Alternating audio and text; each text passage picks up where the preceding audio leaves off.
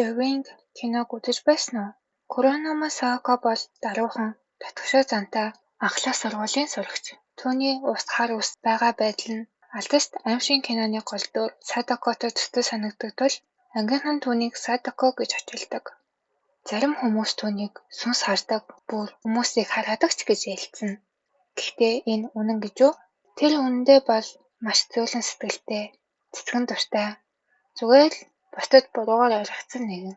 Ангидаа хамгийн царайлаг гэгддэг Касехая Шота нь Саакогийн талаарх цуу ярианы цаана нуугдсан сайхан сэтгэлийг олж харснаар түүнд дурладаг.